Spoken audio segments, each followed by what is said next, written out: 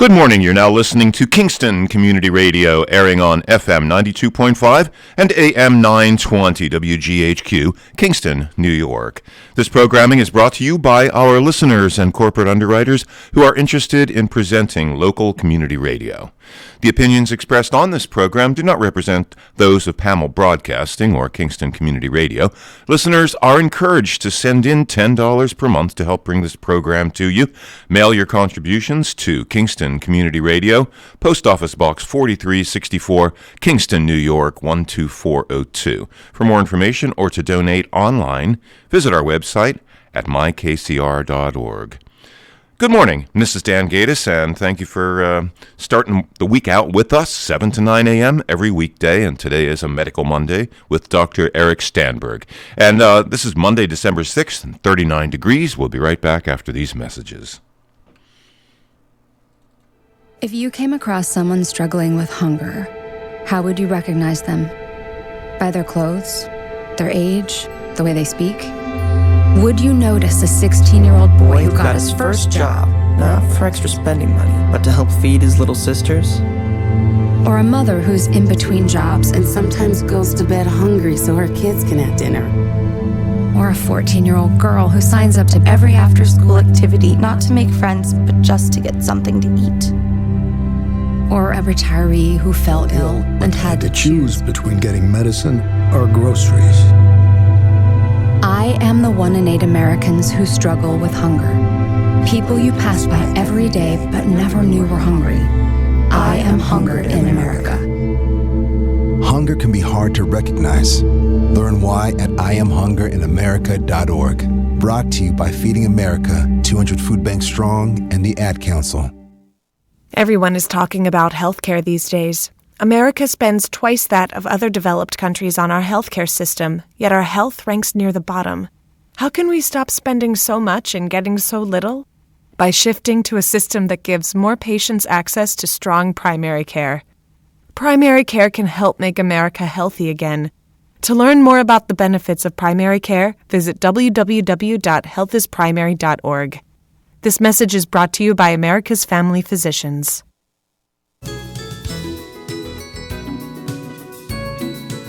This is Cameron Rylands. Many families in our area will not have a happy holiday, and the WGHQ Happy Christmas Fund will help them. We are asking for your contribution to purchase children's clothes, toys, and food for seniors. You can drop off your contribution at the Boyce Brothers Dairy Milk House on O'Neill Street in Kingston. Thank you.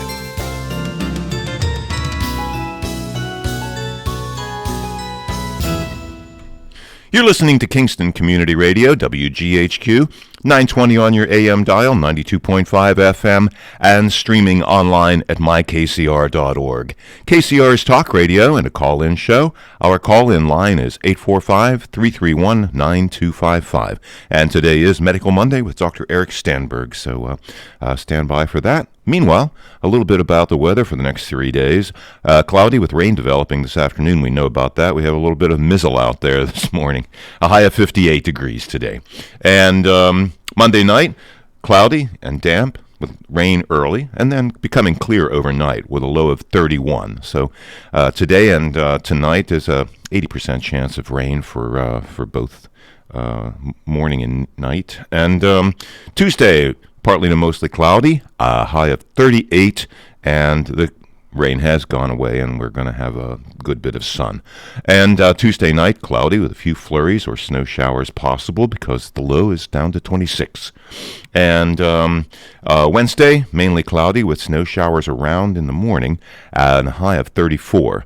Winds light and variable. Chance of snow is 50%. And Wednesday night, partly cloudy skies with a low of 22. You're listening to KCR, Kingston Community Radio, AM 920 and 92.5 FM, and streaming online at mykcr.org. KCR's talk radio and a call-in show. Our call-in line is 845-331-9255. 331-9255. If you came across someone struggling with hunger, how would you recognize them? By their clothes, their age, the way they speak? Would you notice a 16-year-old boy who got his first job, not for extra spending money, but to help feed his little sisters. Or a mother who's in between jobs And sometimes goes to bed hungry so her kids can have dinner.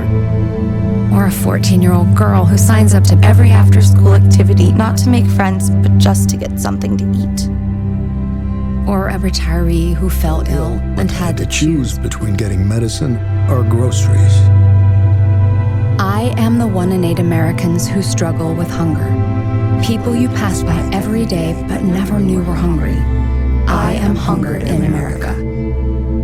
Hunger can be hard to recognize. Learn why at IamHungerInAmerica.org. Brought to you by Feeding America, 200 Food Banks Strong, and the Ad Council. Everyone is talking about healthcare these days. America spends twice that of other developed countries on our healthcare system, yet our health ranks near the bottom. How can we stop spending so much and getting so little? By shifting to a system that gives more patients access to strong primary care. Primary care can help make America healthy again.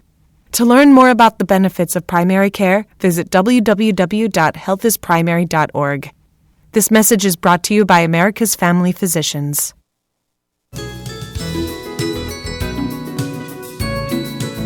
This is Cameron Rylands. Many families in our area will not have a happy holiday, and the WGHQ Happy Christmas Fund will help them. We are asking for your contribution to purchase children's clothes, toys, and food for seniors. You can drop off your contribution at the Boyce Brothers Dairy Milk House on O'Neill Street in Kingston. Thank you.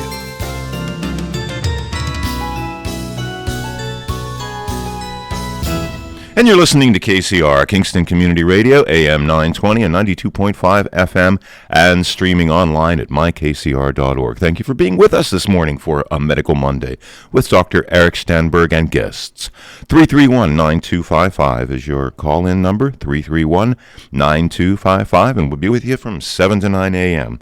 on WGHQ, Kingston Community Radio. Let's get to the on-air studio with Dr. Eric Stamberg and our new guest. All right, welcome. Welcome to this morning's show. Today is December 6th. Yes, and tomorrow is December 7th, which is Pearl Harbor Day, right? A day that will live in infamy. Anyway, I always love that phrase. We have nothing to fear except fear itself. I don't even know what that means, but it registered with the Americans at the time. It's like saying we have nothing to be happy about except happiness, or nothing to be sad about except sadness. But it resonated on some level.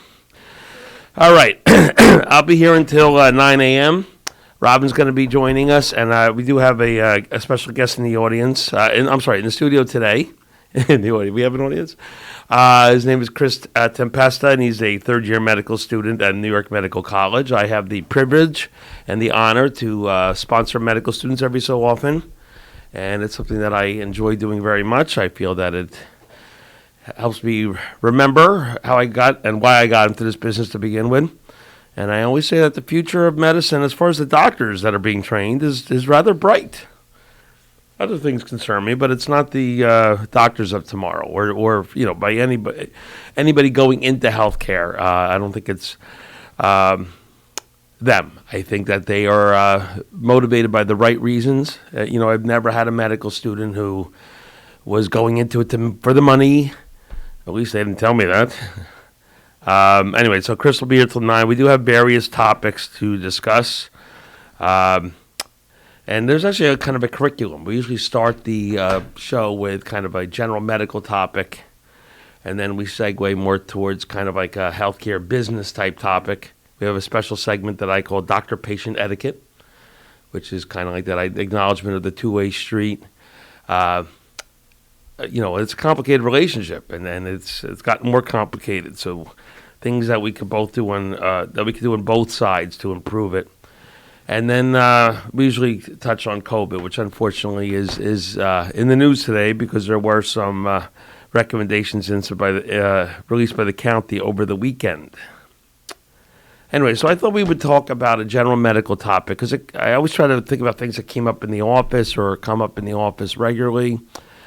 And I thought we would talk about Gerd and also therapy for Gerd, which is commonly something called a PPI, which stands for a protein pump inhibitor. For example, anything that ends in azole, like Omeprazole or Omeprazole or Pantoprazole. And the reason I wanted to talk about this is that these are great medicines, but meds can be almost too good.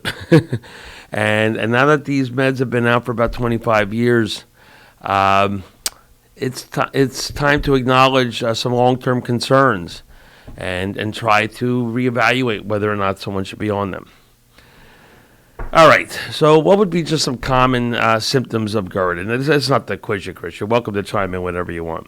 Oh, by the way, one thing I also like to do is interview you a little bit, so where you're from and everything. But let's keep going with the subject that we're on. Yeah, absolutely. I look forward to that. So some of the most common symptoms of GERD are burning after meals, especially when you lay down at night. Another common symptom is just a cough at night. A lot of patients... Cough is a very, very good one. It's in the workup of a chronic cough. Yeah, it's one of the most common causes of a cough in adults. Yeah. I would agree with that. What we would call chronic cough, right? If someone gets sick with something, that's an acute cough. But we're talking about just that kind of constant thing. Sometimes the patient doesn't complain. It's the person who has to be with the patient that complains. The spouse or the coworkers or the friends or the siblings or whatever. Right, so classic acid reflux, I guess a little synonym, sometimes it's called GERD, which stands for gastroesophageal reflux disease. And to confuse things, sometimes it's called reflux esophagitis. We're really all talking about the same thing. And the symptom is sometimes described as dyspepsia, which is a Latin phrase that probably means abnormality of your acid system. And Chris is right. Kind of classic symptoms are kind of a burning in your epigastric region, which is kind of right above your belly button, and kind of ascends below your rib, your chest plate, and sometimes it can even have symptoms in the back of the throat, such as a bad taste or metallic taste. The fancy word for that is called acid rash. And it can cause a cough, as Chris said. So when we ask questions, once established the symptoms, we also ask certain things like what makes it worse, what makes it better. You're right, kind of like eating something might make it worse. Eating a spicy meal, obviously. Laying down will worsen it. Right, that's one of the reasons why it's cause of a not just a chronic cough, but a nocturnal cough. Something that will keep some awake, or if not keeping the patient awake, keeping the person who has to share a bedroom with the patient.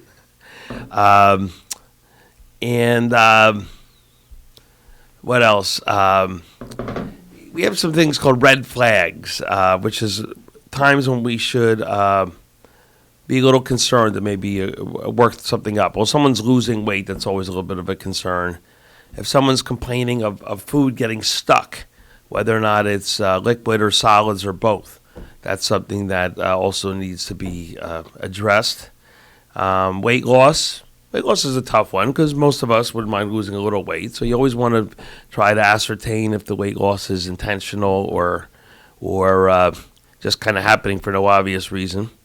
Certainly if someone is not eating so much because the food's getting stuck, and then they're also losing weight, that is a little concerning. Things that begin with the C word do have to be considered at times and ruled out.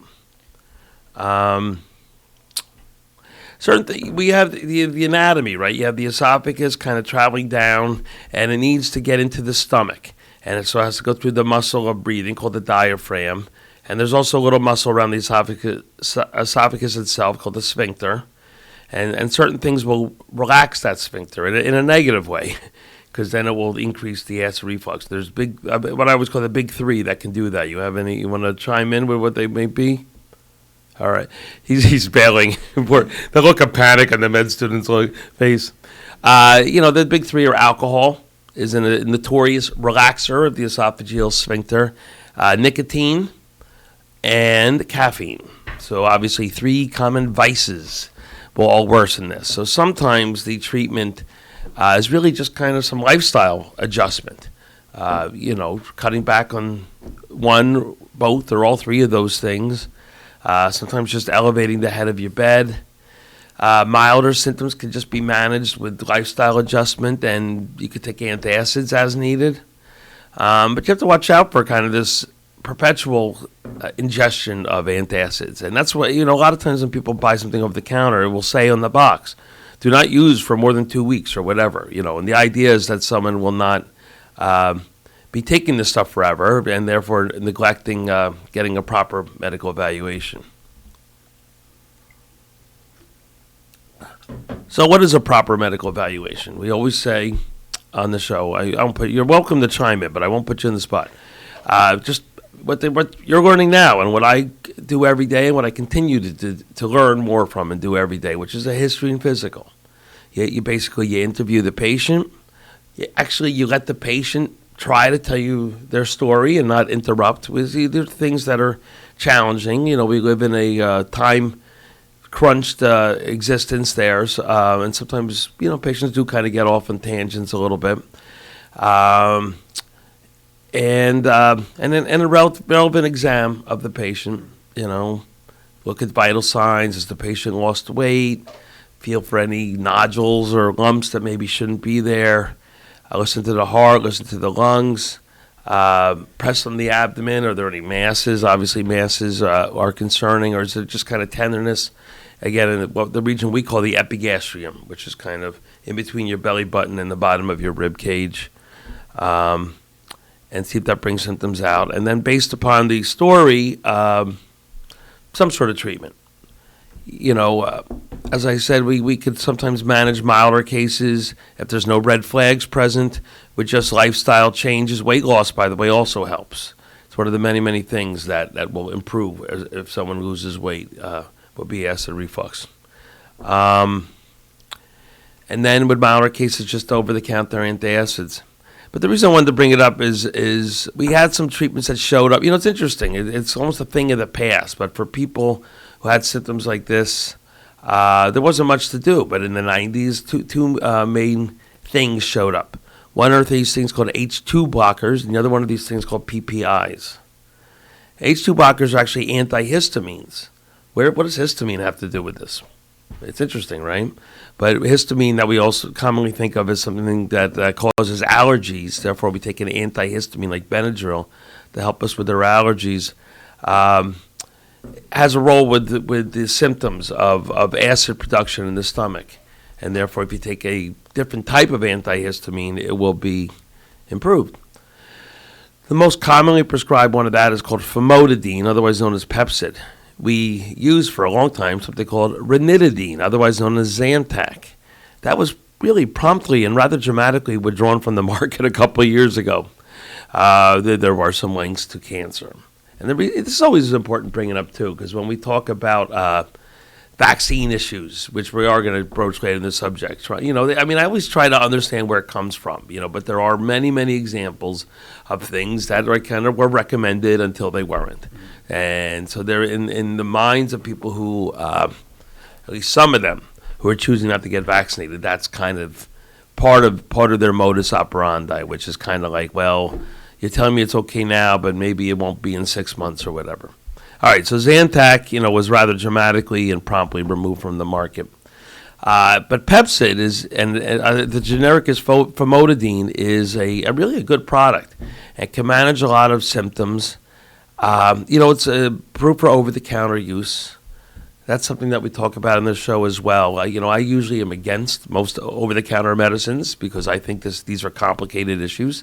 Again, why do they have to put a label on the box saying don't take for 2 weeks? Because they want to make sure someone doesn't have something scary like esophageal cancer who's treating him or herself with Pepcid all the time. So even medications like Tylenol, you can fatally overdose in Tylenol, but it's available over the counter. So Pepcid is over the counter, although there is prescription strength and a lot of insurance plans will cover it. It's a little bit of a mixture. And then what came out around maybe just 1 or 2 years after Pepcid and Zantac was these things called proton pump inhibitors. To make acid in the stomach, there's it's just kind of what it sounds like. It's a proton pump that kind of results in the releasing of more acid into the stomach. So these medications kind of interfere with that pump, and they slow it down or if not shut it off completely. PPIs, anything that ends with azole, like I already said, Omeprazole, esomeprazole, pantoprazole, lansoprazole, and they have brand names like Prilosec, Nexium, Protonix, Esophagus. By the way, they're over the counter too now. See, this is one of the reasons I don't like it, because now we're talking about why these meds, at least in the long term, are not good choices. Good morning. Oh, the melodious voice of Ms. Baker. Don't make a big deal. This is Chris. Hi, Chris. Hi, Robin. Nice to meet you. Chris has a new shirt on today. I had to dress fancy for the day. For the radio, yeah. Of course. It's very important to look good on the radio. All right, so these medicines called omeprazole and their ilk are very, very effective medicine, and they become kind of the treatment of choice for most people with acid reflux that needed this degree of treatment. And they work great, but they almost work too well, because one of the problems with these medications is they're hard to stop. If you just, people who are on these medications chronically, if they miss a day or two, they get rebound symptoms. So their heartburn is worse than ever. And, I'm also speaking a little personally, because I was treated with one. And eventually my physician encouraged me to segue back to famotidine, which was Pepcid, which was a little bit of a rough transition. But it worked. Here you are. Here I am. Yeah, you did it. I lived to tell the tale. Yep. So that's one problem with these medications called proton pump inhibitors, is that once you start them, they're hard to stop. But they have been linked to a lot of other long-term problems. And we've had gastroenterologists on the show like Dr. Goldstein and Dr. Rhodes. We've talked about this. They can lead to electrolyte problems like magnesium and low magnesium levels. And even then, stopping the medicine makes it hard to fix the problem. It's a tough one. Other vitamin absorption issues, vitamin B12, vitamin D can be affected by long-term therapy of omeprazole. There's some links to certain types of osteoporosis and weakness in the bones. There's some links to chronic kidney disease as well. Absolutely. There he goes. He was so hesitant at first, but now he chimed in. Jump in. Just got to learn when to. Yeah, that's right. And actually, it was my next thing I was going to mention, so you read my mind very well. But I shouldn't be. It's a good thing I'm not home in the day, because they run a lot of commercials, from lawyers and stuff like that. And that's what I have seen, though. Have you been on a proton pump inhibitor and developed chronic kidney disease? If so, you may be entitled to compensation. So your doctor. Call this number and see your doctor immediately. Anyway, so what's the take home from this subject? One is, if you're on these medications long term, we really should make an effort to try to wean people off these medications. And actually, that's one of, I have personal New Year's resolutions and I have medical resolutions. And one of my resolutions is to really, kind of focus on this issue, because as Chris will be my witness, there's a lot going on in the primary care office. So sometimes it's, there's only so much time and whatever that can be addressed. But I really want to try to encourage patients to try to get off these medications. If it doesn't work, all right, at least we tried, and then you just kind of run the risk. Because some people, by the way, do need them. Would you prefer to prescribe them, or it's okay to go ahead and buy those over-the-counter meds and just... I think if you're having chronic symptoms, you should have them properly evaluated. Yeah. Again, some scary things are in the differential, including things that begin with C. Esophageal cancer. A lot of people have to see a gastroenterologist and have an upper endoscopy. Now, before we had common use of endoscopies, we used to do studies with barium. Barium is like a contrast, and you would drink it and then take an X-ray. And, actually there are times where I still kind of order that. If I have like an older patient maybe who just feels like food's getting stuck, it's not a bad place to begin, rather than a more invasive test by a gastroenterologist. But it depends on the case if I'm going to order that test instead of refer the patient. But long-standing symptoms, you should have a look. A lot of people have something called Barrett's esophagus, which was, when I was in medical school, was really presented as something that was relatively unusual. Do you want to venture a guess, in layperson term, what Barrett's esophagus is? Yeah, Barrett's esophagus is actually usually one of the long-term results of Gerd. Gerd, right. And it's a dysplasia, which is just an abnormal growth of your cells. So it's actually a precursor to some sorts of cancer, usually like adenocarcinoma of the lower esophagus. That's right. That's well said.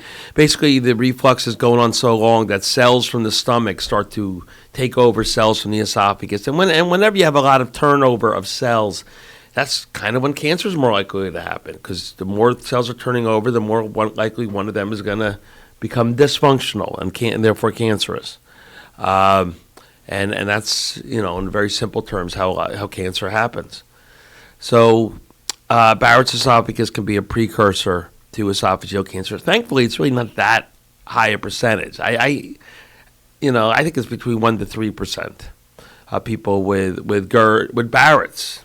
See, not everyone with Gerd has Barrett's, and thankfully, people with Barrett's, that's not cancer, but around maybe anywhere from 1% to 3% of people with Barrett's will develop cancer. And esophageal cancer is a pretty bad one. But that can present as like an upset stomach. Yeah, it would present as discomfort, abnormalities of swallowing, burning, weight loss. And that's why symptoms should potentially be evaluated. A couple basic rules, and we went over them. I think we skipped some, but one was weight loss, and one is pretty broad, which is symptom onset after age 50. That's a lot of people. Yeah. So, and then, again, the art of medicine versus the rules of medicine. If I have a patient who's 48, am I going to sit there and go, okay, let's have you wait till 50? The answer is no. I would probably recommend a GI evaluation. And that test that I talked about, a barium swallow, it's just not good enough for this. You really have to go have an endoscopy. You're not going to see Barrett's esophagus on a barium swallow. You're going to see tumors and scary things that we hope to detect before they get to that point. Esophageal cancer is more common in Asian populations. So sometimes it does affect my referral patterns. If I have a patient of Asian descent, I might recommend, and who's having symptoms, I might recommend upper endoscopy, at a younger age. But these rules are not, cut and dry. It's a case by case thing. Didn't you recently have a case of unexplained weight loss? I don't know, which one are you talking about? A young woman in your practice, Oh, yeah, we talked about it a couple of weeks ago. She wound up having Addison's disease. We talked about that was our topic a couple of weeks ago when we talked about the amazing adrenals. But that was, yes. She otherwise felt kind of well, but when we finally made the diagnosis, she was like, yeah, I guess I kind of have been feeling kind of tired, and so there, as more realization came out that she was having symptoms. A lot of these conditions are insidious. They come on very slowly and very subtly, and sometimes the patient doesn't even know how that they're not well. So if you're a person who needs to take Tums, like your tummy's upset and you're taking some Tums, is this something that you should mention to your doctor? Yeah, I think you should. If you're over 50, there's a good chance you need an endoscopy. If they really, and what do you mean by taking Tums, right? It's, once or twice a month you have some pizza and then you get a little heartburn. That's probably okay. But if you're, taking them every day, multiple times a day, something's going on. And that kind of links into having these products be over the counter, because then that person might start Pepsid or start Omeprazole and therefore never get a proper evaluation. That concerns me. So the moral of the story is to get off the proton pump inhibitors if possible. Long-term treatment is not really recommended at this time. And, it's not never say never. It's just that, an effort should be made to adjust therapy. If it doesn't work, it doesn't work. Some people, by the way, are candidates for surgical correction of long-standing reflux. That surgery is actually pretty interesting. It's called a Nissen fundoplication, where they actually... You can't graduate until you can say that word. Yeah, it's a difficult word to say. So, as Dr. Stamberg mentioned earlier, the cause of Gerd is unable to contract the lower esophageal sphincter.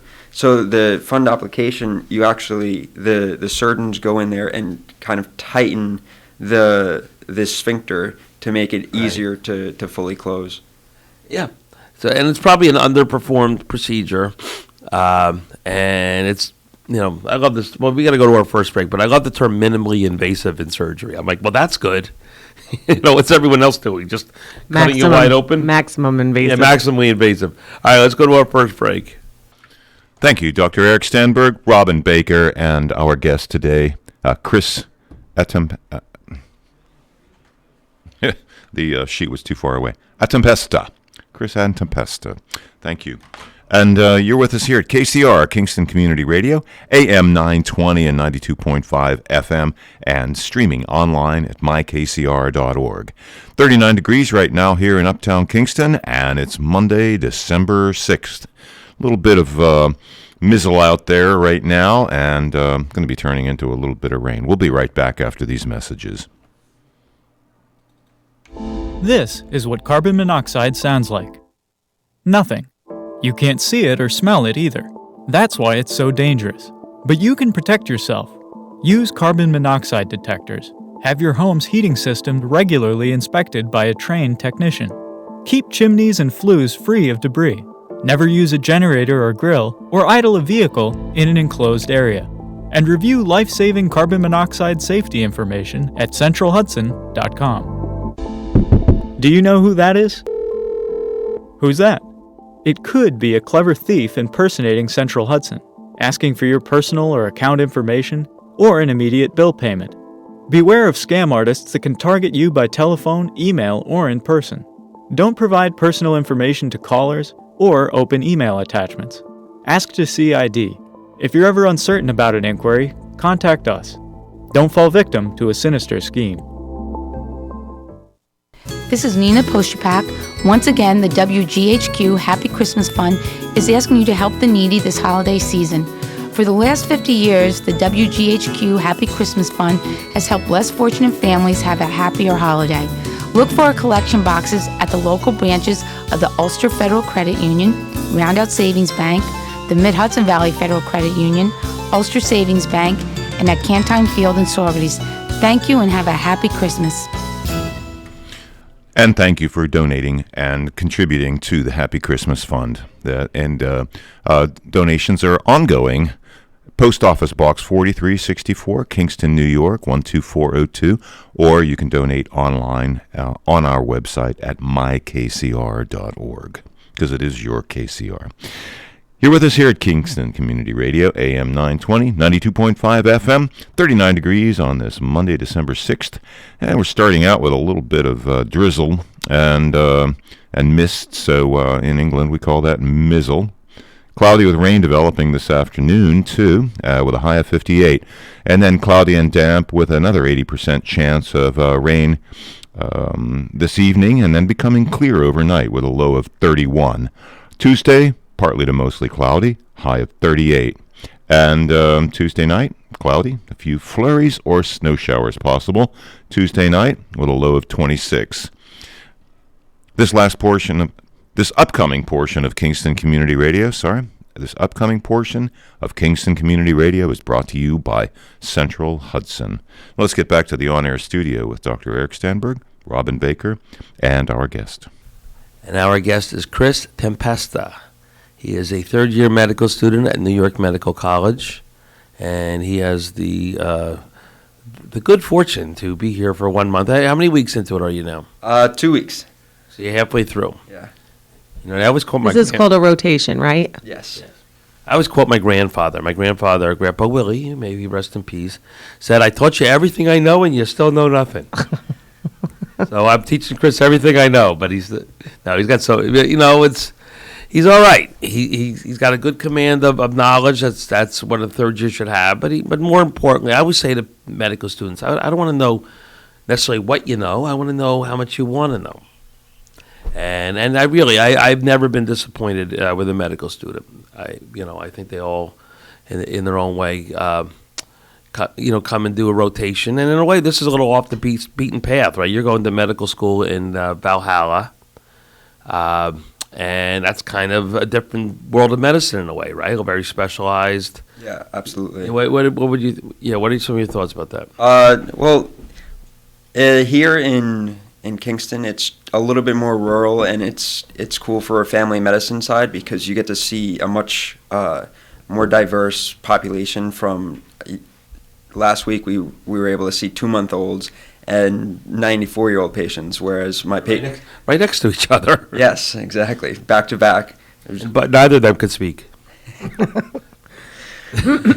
As opposed to my friends that are doing family medicine in Westchester, they have more or less just 30-year-old to 70-year-old patients. So it's a lot less diverse population that they get to interact with than I do.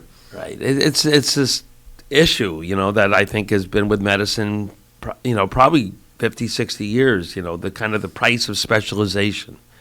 There's something, the value of primary care, of course, is a theme that we touch on a lot in this show.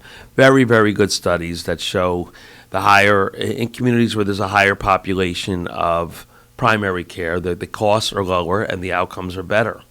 And, so that's something we should just strive for. But this kind of like countercurrent of specialization, it's just hard to do. And it comes from many different things, right? We have a system that kind of rewards specialists more, even though in most cases they have to train longer. Kind of a culture, an American kind of culture of going to certain specialists when it's probably not necessary. But I just think there's no substitute for a good primary care physician or primary care provider. I think we have some work to do to kind of we could say it forever. We have to kind of get it to be. There's a shortage of primary care. You've got people traveling hours to come see you. I do, and that's always nice. And sometimes I half jokingly saying, there's what you're telling me. There's no one in Saranac Lake, and they say not really. Ironically, because it's a vacation area, it has a lot of urgent cares. I mean, think about what's the summer in Saranac Lake is like. People are visiting from out of town and they need to be seen. But primary care, unfortunately I use the word decimated a lot. I say that the primary care community has, over the past 50, 60 years, been decimated by the U.S. healthcare system. And we have to try to reverse that. And certain things just don't work. Chris might know this because he's probably privy to it. It's rather costly to become a physician. You agree with that? Yes. Yes, he does. So they'll say things, well, let's give loan forgiveness, okay? Someone will go practice in rural upstate New York, and we're going to give them if they do it for 3 years, we're going to give them this much from their loans. And so that person who takes that deal is a lot of times stays there for 3 years and 1 day, because that's another kind of topic, which is how much harder medicine has become, particularly rural medicine. I mean, you see it's challenging enough here in Kingston. Imagine if I was in a community where there really was, a minimal, much harder to access resources. And we even see it not even that far away from here in towns like Margaretville and Ellenville, where there's just a different community. Maybe I shouldn't malign Ellenville. I think Ellenville's doing all right. They got a hospital there. The Mid-Hudson Family Institute has, outpatient care there. And it's also some places coming up from Orange Regional, which is now called Garnet Healthcare. Did you know they changed their name? I heard that. Do you find that the residents will stay where they train? There are some good studies that show that too. That people, because think of, a couple of reasons. One is, but the age of most residents is kind of in the mid to late 20s. That's kind of a time, maybe into early 30s where people are kind of getting married, having a baby, right? So settling down. So, but we have, one of the problems we're having with medicine is specialization is an issue, but subspecialization takes it one step further. And I was talking to a hospital administrator about this. I probably won't mention his first person because they might not appreciate me making this discussion. But we were talking about how it's hard to find someone like a general surgeon these days, someone who is going to be available at 3 a.m. to take out someone's appendix. People go, the residency training for surgery is 5 years. 5 years. That's a long time. But if you do another 2 or 3 years after that, called a fellowship. Fellowship. From general surgery, there's several fellowships that a lot of people like to go into, like plastic surgery or trauma. I think more of things like vascular surgery, which is important. stop. But in a way, is anyone going to be there to take out the appendix at 3 a.m., And you start to see that in certain communities where there are a lot of specialists, like closer to the city or Los Angeles or Chicago, where there are, vascular surgeons, kind of fighting over you. But it's hard to just kind of get a general surgeon to do something basic. And it doesn't help when the payment for the appendectomy, for example, is relatively low compared to what a vascular surgeon might get for, a bypass. Right. Where's the incentive there? Right.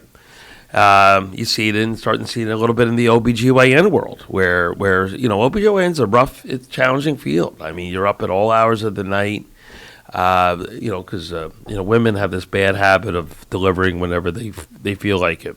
Babies. Yeah. So someone goes through OBGYN residency, and then they might say, well, maybe I'll go specialize in infertility or other choices within there. So good, well compensated primary care. Yes, that was right. Rob and I talk about how to fix healthcare. We quote the Wizard of Oz. What do they say, Wizard of Oz? Oh, don't look at the guy behind the curtain. No, that's not a bad one either. You had it all along. Yeah, you had it the whole time. Had it all along. Good, well trained, high quality, well incentivized primary care will go a long way to fixing our health. Keeping people healthier. And Chris, what you would say? I think that primary care it's underutilized and underappreciated. I think primary care is very important, especially for preventative measures of, I would say the big three things that result in people becoming unhealthy, especially as they age, which is hypertension, diabetes, and continued smoking. And I think primary care really takes the lead when they're addressing these three conditions. I appreciate that, and he's right. Yes, he is. So there is talk about, let's just get out of this kind of what do they call it? It's a volume-based. I say medicine's a volume-based business a lot. And count, the more you see, the more you make, and then you work for organizations or you work for yourself, and therefore your income goes up, and you think you're doing a good job. So there's a movement to kind of change it onto value, take it away from just kind of doing onto more how well are you doing. But Robin, knows this too, and you'll hear me complain about it too. In a way, it's just changing one thing that's frustrating with something else that's frustrating. I mean, how do you really measure value? And what I've seen so far is they'll measure, like for diabetes, it's the average A1C, which is how well someone's diabetes is controlled. So the higher the number, the poorer the control. So the Medicare, and then Medicare has done this, CMS, and then the insurance companies follow suit, has defined poorly controlled diabetes as 8 or greater. So, we talked about a case last week where a man was, in the 10s. 12.3 was. 12.3. And we checked his labs. It came back at 8.3. So it came down 4 points because of the fine efforts, not just of the patient, but also of his primary care provider. But with this measurement of quality, he's still too high. Still too high. Even though it came down 4 points. Even though it came down. So you still get dinked for that, even though you decrease his A1C by 25% over a 2-month period, which is very impressive. It's frustrating, isn't it? Yeah. It just sets up a weird dynamic between the provider and the patient. Where it's hard. The job was hard enough. Now it's even harder. And then arbitrary cutoffs, arbitrary deadlines. Like I get measured by a fiscal year that ended at the end of September. So either it was or it wasn't at that point. It's just a lot of frustrations, and I really worry that we're just trading one nonsensical system for another. And I don't think that's going to do much to attract physicians of tomorrow to go into primary care. Right, because it's basically, it's harder, Yeah. Not only was it hard already to work with people and encourage them to be healthier, now you're kind of getting measured on it. And I always wonder, how it's not going to lead to cherry picking. Maybe a doctor's going to say, okay, before I accept you as a patient, let me see your records. But, patient gets the records and the doctor reviews them and says, You got too much going on. too much going on, and ironically, the system is going to result in people not wanting to take care of the very sick. It's something's wrong. Yeah, it's happening in education too. It's like, what are you going to take only the good students? The ones that learn easily and don't have trouble? I mean, what kind of teacher takes on, like, only the kids that make your test scores look good? Right. Yeah, so it's kind of the same thing in a way. Mm-hmm. So you talked to some of your other colleagues who doing their primary care rotations, and they kind of, it's just a little different. And probably is even more so in other parts of the country, parts of Nebraska and, whatever, South Dakota, where the local primary care physicians are doing so much of care. You and I talked about telemedicine before it was cool. Before it was cool. Well, before we were given a violent shove into the new technology, because there was a worldwide pandemic. So, yes, there was talk of telemedicine before that, and the very beginnings of it. But it never seemed like a good idea. Like, you said there's applications, like if, you're in the middle of somewhere. Right, that's why I brought it up. Right. Some rural place where there's no physicians for hundreds of miles. Yes, telemedicine is better than nothing. Right. But if I'm a family physician in rural Nebraska and I have a pediatric case with new onset diabetes, the possibility of consulting with a pediatric endocrinologist from, I don't know, Omaha or somewhere, via telemedicine is a good use of telemedicine. You and I worried about just the commercial end of it, that it was going to be marketed as just kind of urgent care without even getting out of bed. Right. And by the way, that's part of, there is truth to that. And I see commercials for that. Well, you take it one step further where now the insurance companies have their own physicians. And so instead of having your own doctor, your insurance company is encouraging you just to make this phone call. Yeah, I'm completely baffled by that one, Chris, because, it's fragmenting care more. And it's called, the insurance companies are spending money on this. Somebody somewhere is deciding that this is a good thing, rather than just kind of reinforcing the primary care network that you kind of already have. I call that shadow primary care. They come up with kind of alternative ways to receive it. Urgent care, by the way, for a long time was a shadow primary care, and a lot of urgent cares were providing primary care when they kind of shouldn't have, since but the rationale was the patient. There is no one for the patient to go to or whatever. So, and there's some truth to that. I mean, should we adapt our accessibility, our availability, or in telemed? Because remember, there were three uses of telemed. One was access to a specialist that you otherwise can't have access to. Another one was as an adjunct to already existing primary care, which is sort of what you see me practice. Someone, for example, has new labs to review. I don't need to see them in the office again. We could just do a telemed to discuss it. And the third one was this kind of convenience, and I've seen the commercials where they show someone with a runny nose talking to some, doctor on their phone at 3 a.m., Yeah, on the commercial, everything works perfect, too. Like, there's no disruption in the telemed visit, and you can't hear the audio, and they can't see your face, and, so there's some caveats there, too. Yeah, but Chris is my witness for that one, That might happen about 50% of the time. 50% of the time, absolutely. Just about.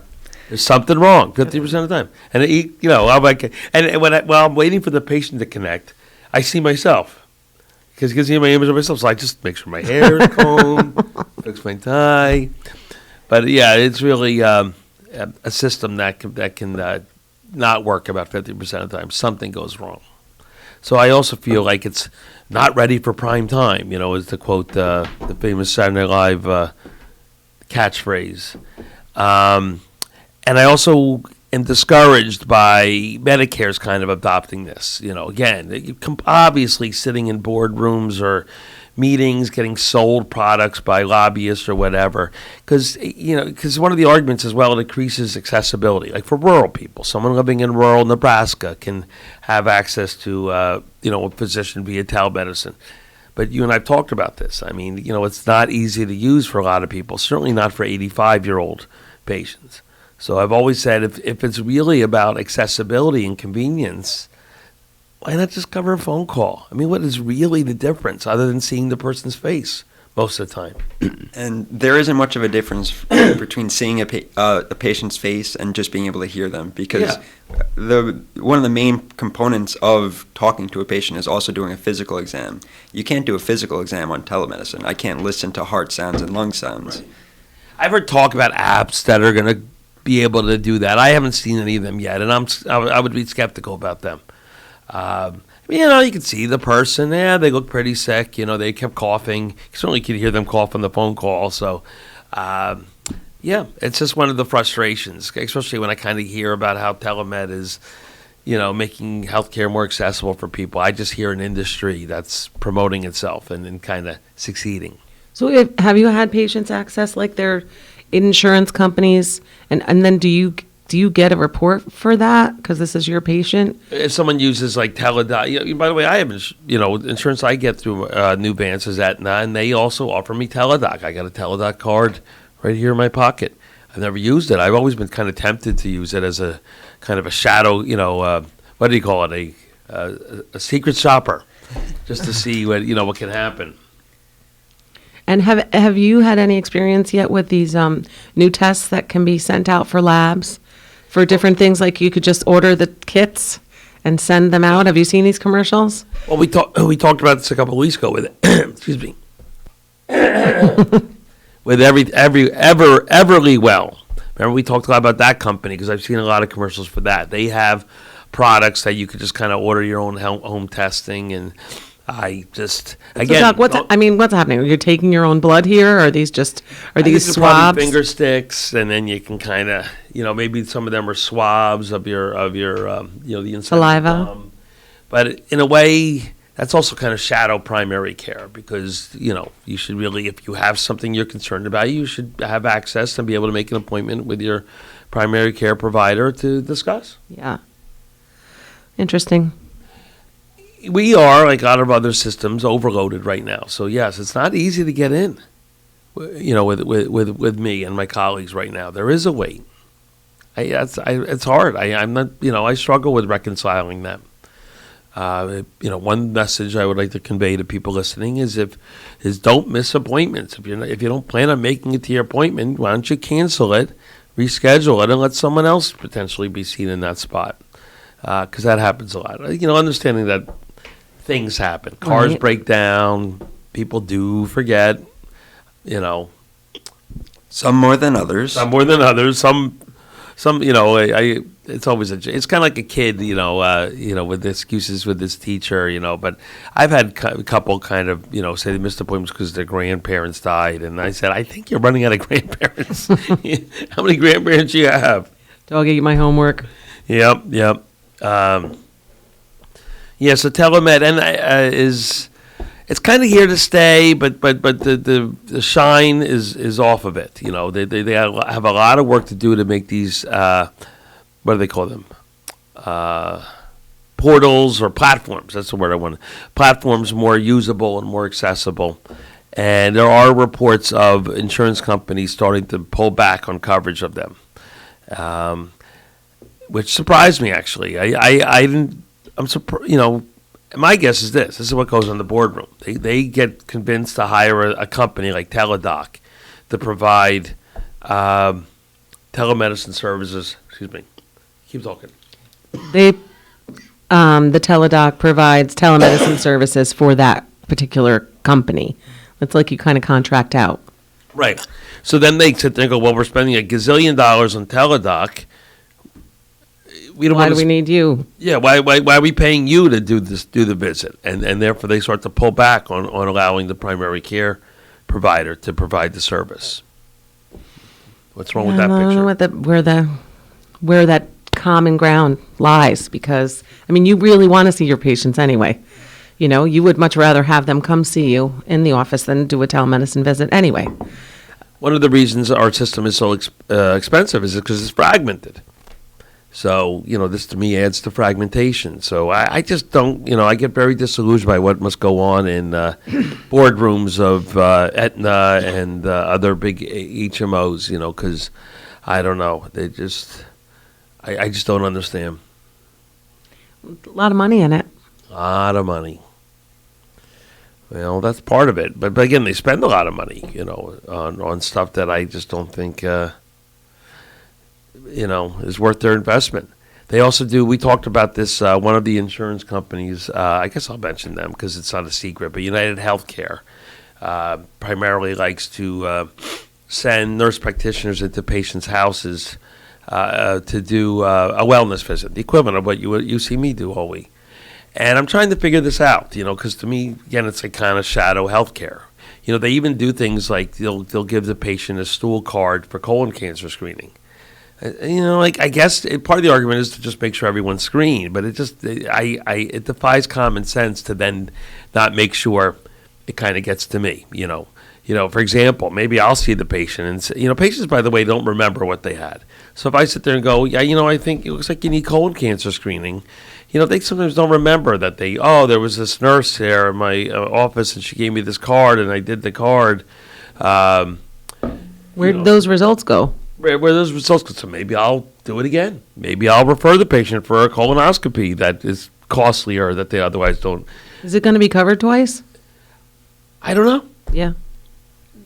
I don't know. This kind of whole shadow system. And sometimes they do make a report, and they'll say that, and they do say things. Patients tell me, your doctor's going to get a report. I don't always get the report, but when I do get it, it's kind of that computer-driven drivel that's really hard to extrapolate anything worthwhile out of. So, it's just so kind of like here, press, print, and send, that I just don't find it helpful. I think they should really just reinforce accessibility for primary care, and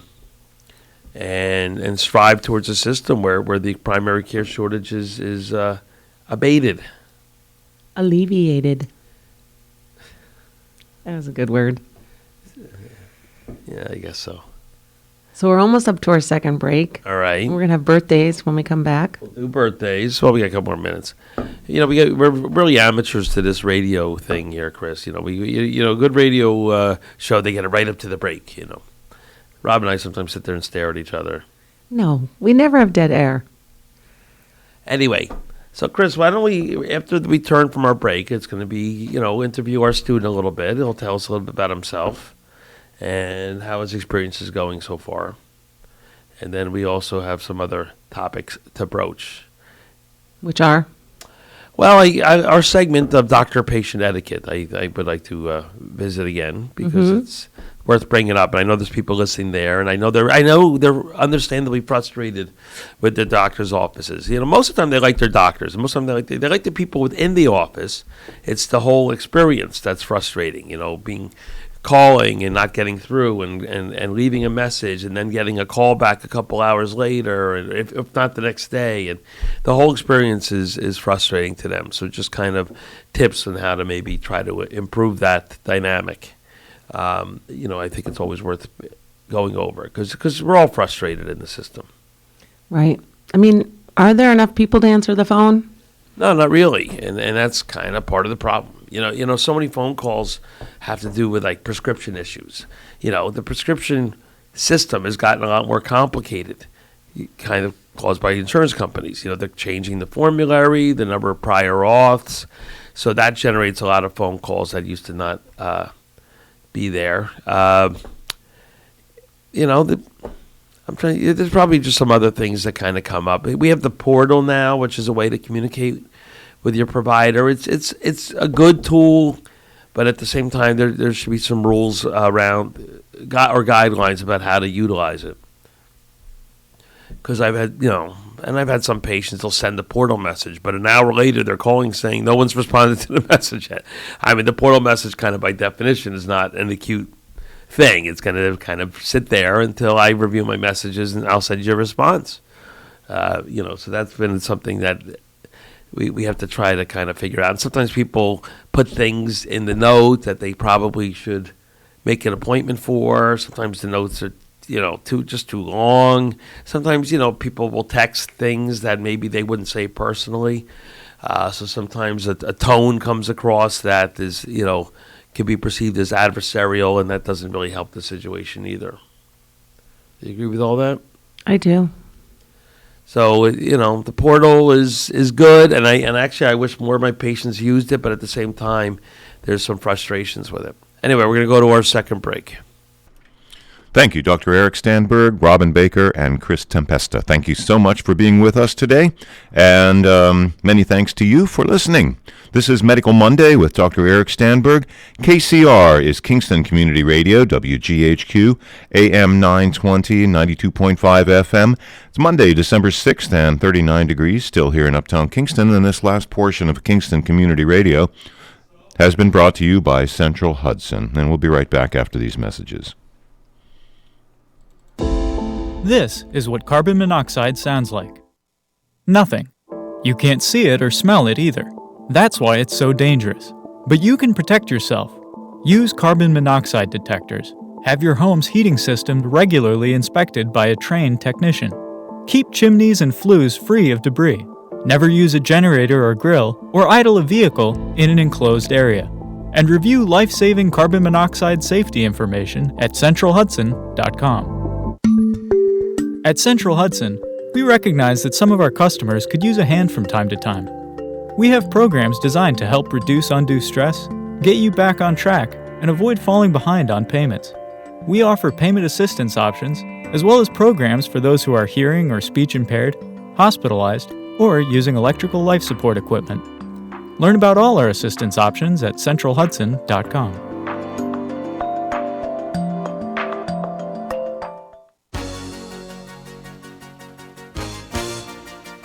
Hi, this is Shirley Stabe from Kingston, and I support Kingston Community Radio, and so should you.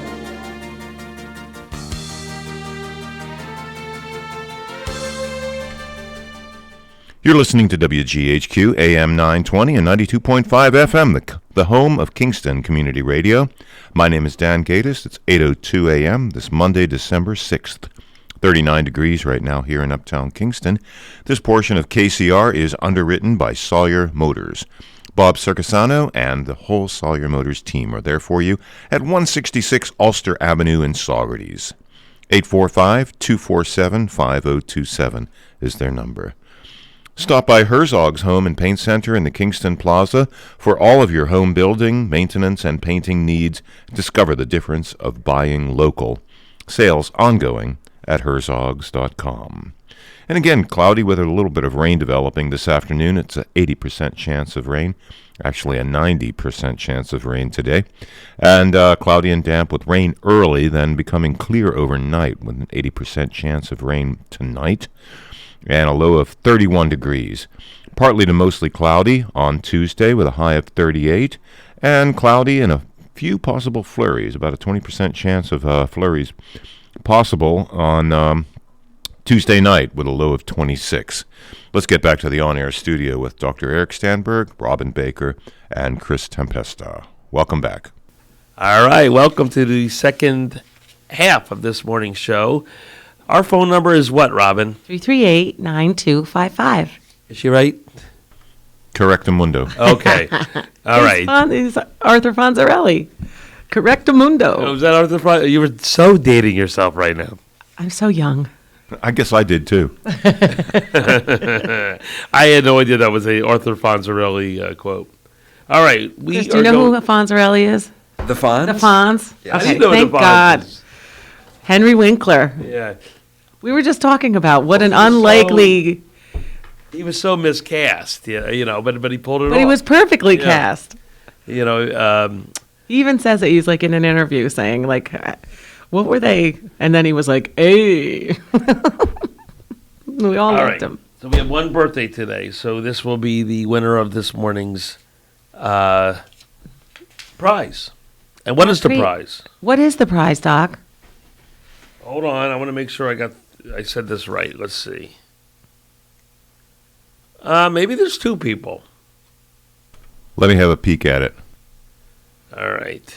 Maybe Well, there's they're going to two people, win but still just one a winner. famous cow pie from the Famous Boise cow Dairy pie. Milk House. You got to get Chris over to the Boise Dairy Milk House. It's the best ice cream. All right, Chris. It's the best, right? Yeah, it is, and it's delicious. It's just a local creamery. That we call them those places creameries. An now. ice creamery, right? Yes. Yeah, All right. They are two different. Two separate ones. Okay. Yeah, the- that was Love, Marianne and William Banks, which is Okay. that same person. I gotcha. So we have two entries, Two people Yes. are celebrating their birthdays today. and we're gonna give away this famous cow cow pie. pie. Have you ever heard of it down in Long Island? I have not. Long Island's kind of its own little universe Well, there. it's an ice cream pie, and you can make it with any kind of ice cream you want and put any toppings that you want on it. Or you can just get one that they've already made for you. They have great ice cream cakes, too, and delicious milk. Yes. All right. So when we say so, ring the bell, but don't ring it prematurely. All right, whose All right. We birthdays are have two today? entrants into this morning's show. One is a happy birthday to Harry Van Villay, Love, Marianne and William Banks Jr. Happy birthday. Happy birthday. And the other one is a happy 70th birthday to Mary Ann Banks, Love, William Banks Jr. So I have a feeling William Banks and Mary Ann Banks are affiliated in some way. I think so. They actually share the return address there. Yeah, I think they might live at the same residence. Anyway, so this morning's winner, I shall hand it to Robin to announce with her happy melodious birthday, voice. and the winner of the famous cow pie is Marianne Banks. Marianne, you can head over to 62 O'Neill Street in Kingston and claim your prize. And happy birthday. Chris, I regret to inform you that will be the high point of your week. Getting to ring that bell. Well, that was a pretty high point, so I'm not going to complain. Very, very It'll be exciting. downhill from there.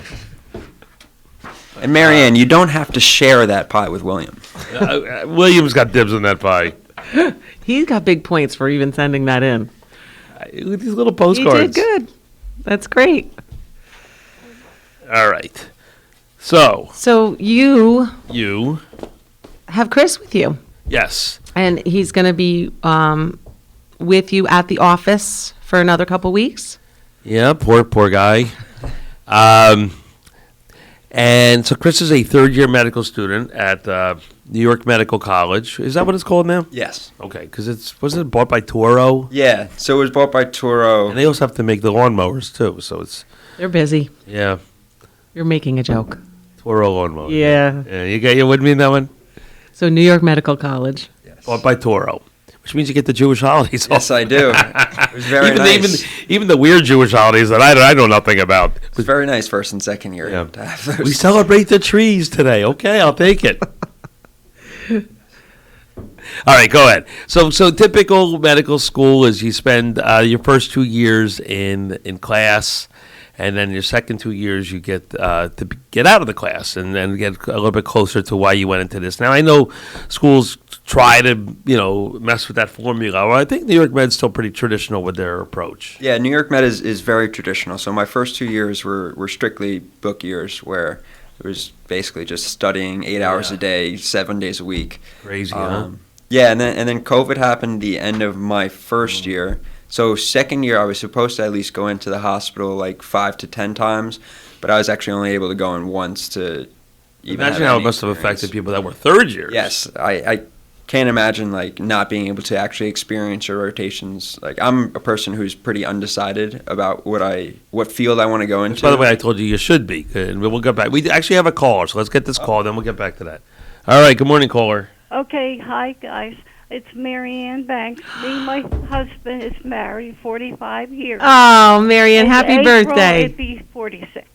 Can you say that again? Married for 45 years. So it's your anniversary today as well? No, it's not to April. Okay, but you But just we are married 45 years. well, are you going to enjoy your famous cow pie? Okay. Thanks, Marianne. Happy birthday. Well, thank you very, very much, and you're great people. That Oh, you're on the radio. thanks for listening. Okay, have a great day. And happy You birthday. too, hon. Bye-bye. Okay, bye-bye. That's the first time a birthday person ever called that I can remember.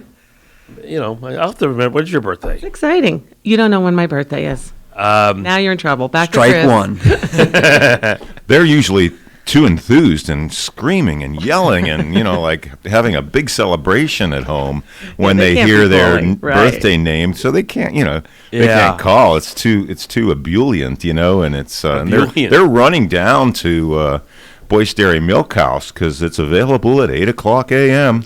Knocking Go on that see door. Sally. Yeah, right. Well, all right. Well, again, happy birthday and thanks for calling. All right, so Chris, you were telling us about the traditional med school where you kind of sit on your arse for about 2 years. Yeah. Oh, yeah. You really sit on your butt. You do. I went through it. Right, but how much studying is it? It's a lot of studying. It's a lot. It was basically a full-time job. Yeah. The studying. If not more, some days it would be 8 in the By the way, it's morning one to 11 at night. One of the things that's hard about med school, it's very hard to work yourself through med school. People can go to law school, for example, part-time, and, but to do it as a med student, very, very difficult. It's pretty much a full-time job. Yeah. What I found to be one of my biggest problems with medical school was there was never like an end to the studying, whereas in undergraduate it was just like, okay, if I get through these lectures and do these practice questions, I should be good for the exam. But with medical school, it's just an endless amount of information. You could always know more and you could always know it better. So that was one of the contributing factors to basically the endless studying for the first 2 years. Yeah. And I remember my med school was set up where we kind of had an exam every week, usually on Friday. And then, so that was kind of all week you're kind of studying to that end. You take the exam, and then you just start all over again. Yep. So it's a lot of work. And I think these are not new issues. How do you incorporate a little clinical experience for the first and second year students so they can kind of get a taste of why they signed up for this to begin with? What made you want to go to medical school? I always thought that I wanted to be a doctor. I always liked interacting with people, and I always found that this science and healthcare field in general is very interesting. I like that it's kind of ever-changing. You always have to keep up to date with the information. You're not from a medical family, I think. No, I'm actually the only one in my family to have any part in healthcare. You were from Bethpage, Long Island. Yes. I know Bethpage. I went to her bat mitzvah. Ah, yeah. The only thing famous in Bethpage is the golf course. That's it. Really? Yeah. Is that a Trump course? No, it's the Bethpage Black. The U.S. Open was played there a couple of years ago, I think. Are you a golfer? Very minimally. Yeah. And your father, I think you told me. What's he do? Accountant? My mother is an accountant. My dad he's a car salesman. Interesting. And you have a couple brothers. I have an older brother who's a CPA and a younger sister also going to be a CPA. That's right. So he comes from an accountant, not a medical family, but an accounting Specifically accounting, not even just business in general, just accounting. So your dad sells cars. Eric's dad sold high-end women's shoes. Women's shoes, yes. Back in the day when a salesman had a role in that field. Yeah. My father would go to department stores like Macy's, Bloomingdale's, and smaller places as well, and sell his line of shoes, and then they would, but that part of businesses just doesn't really exist anymore. And my brother, who now is in a healthcare related field, had to change a career because retail just kind of changed. Yeah, changed. I like online changed that a lot. Yeah. And all right, so you're now in med school, and so what do you think? Do you think that you are being taught things that are going to be valuable to you as time goes on? Yeah, absolutely. Even the first 2 years where I thought it was just kind of an abundant amount of information of stuff that I don't have to know, it has been helpful to just have the large background information just throughout my clinical experiences so far, because we do see a lot in the office and in the hospital, and it just brings back some of the information that I learned, say, first semester of first year. Yeah, and actually I'll kind of agree with them that. Now, it was hard for me to see that back then, but the importance of certain things that I learned in first and second year and how it's still kind of in my head, and I still have textbooks on my shelf that I can open up periodically. I can remember the notes I put in the margin. It's one of the things I worry about with computer-based learning versus book-based learning, where I think that process of writing something down more definitively imprints it in your brain than kind of typing it and saving it. But that just might be me sounding like an old fuddy-dud. Right, and well, this is the way they learned, so Right. they don't know any different. Right. Yeah. But I remember with my I think it's kid. still getting in there, up in the noggin. Do you think that the education is discussing, valuing at least the other part of being a physician, the relational part? Yeah, I would say that there has been an increased emphasis of this. It's a little bit difficult for them to, I guess, teach a doctor-patient relationship. But for example, tomorrow I have something called an OSCE, which is a standardized patient encounter. And one of the grading criteria for that is just how you interact and specifically your communication skills. So we are evaluated on that because they want to make sure that we are able to connect with our patients because it's a vital aspect. So remember, ask open-ended questions. Yes. And allow the patient time to finish their answer. And at some point display some empathy. These are things that are important. And I'm not being facetious here. This is an important part of what I do every day. And I hope they're teaching. I mean, it's hard to teach that in a way because it's subjective versus objective. Like we can give you a test on biochemistry and then give you a grade. How do you test someone's or grade someone's interviewing skills? So I would like to think that they're focusing not just on whether or not you get the diagnosis right, but which is they when I was in med school they tried stuff like that. It was kind of like a new thing, and if I remember correctly, it was all kind of about just kind of getting it right. Rheumatoid arthritis. Pneumococcal infection. It wasn't really about the interview process. So I hope that they kind of get that, and I think they probably do, or at least they're trying. Yeah, at this point in time, we're not even specifically graded on getting the correct diagnosis. It's more about having a good differential diagnosis, which is a differential diagnosis is just the numerous options that could be causing this patient's symptoms. Right, and that's correct. And a couple of things I always say when I work with students or residents, I said you can sometimes in medicine you can be right and wrong at the same time. If I see someone for a symptom, and I say, okay, maybe it's this, and I order some tests to work it up, and then the tests come back negative. I didn't do something wrong, although in a way my guess or my anticipated diagnosis might not have been the most likely one. But I didn't do anything wrong. You're kind of proceeding in a scientific method. And that also leads to sometimes what I now call it Mighty Mouse syndrome. I used to call it White Knight syndrome, but I changed it. It's now Mighty Mouse syndrome, which is when, I don't know, you probably don't remember Mighty Mouse, but it was a cartoon where he was famous for flying in and saying, "Here I come to save the day." And it's a scenario where you're going to figure it out, and patients or their families will sometimes say, we've been to every doctor and no one can figure this out. And then I look at some records or I just say, well, what's been done, what's not been done. And based upon that, I'll order some tests or whatever that maybe make the diagnosis. So they think you saved the day. I saved the day. When in actuality, I was just kind of coasting on all the work that my colleagues did that they ironically think did not do the job right. And that's something to kind of remember as well. You can kind of like a detective who's ruling out things. And once you rule something out, even if it's not correct, it's not that. So you can kind of cross that off the list and go on to something else. And I love that saying that you always say, where when you say, when you hear hoofbeats, you think horses, not zebras. Right. Because you heard that one? Yes, I have. I didn't make that one up by any means. No, but you say it a lot, is what I was saying. Because it's appropriate, Hickham's dictum, maybe? What is it? Hickham's dictum, is that a thing? No, I don't know. Why don't you tell me? Never heard that one. I think it's the most common, the most obvious thing is usually the cause. Hickham's, I used to Occam's razor. Yeah, Occam's razor. I think they're opposite, so I might have just flipped them. Occam's razor, I thought, would basically say that the most likely diagnosis is probably the correct diagnosis. And then Hickham's dictum is saying the opposite. Okay. Well, now he taught me. Yeah. All right, so my advice to you for tomorrow's exercise is to make sure that you ask open-ended questions, that you allow the patient time to finish what they're going to say. That's a common complaint of patients, and something that's accurate is that they get interrupted, Yeah. The active listening is very important, keeping good eye contact, and that could be said also not just for the doctor or the physician, but for the patient as well.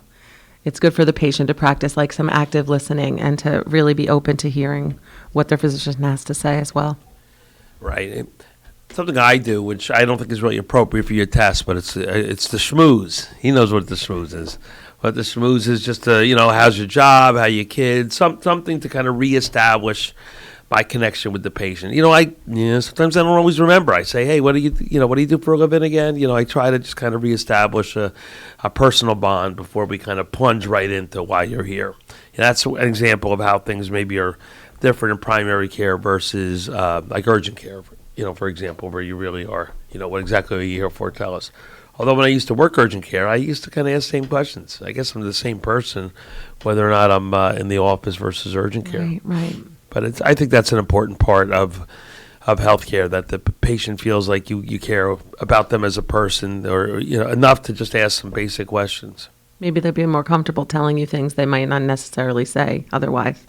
Right, and it's also when they will say things like Dr. So and so didn't seem to care. I know Dr. So and so. I think he or she cares a lot. But maybe they just don't communicate that as well as they should. Mm-hmm.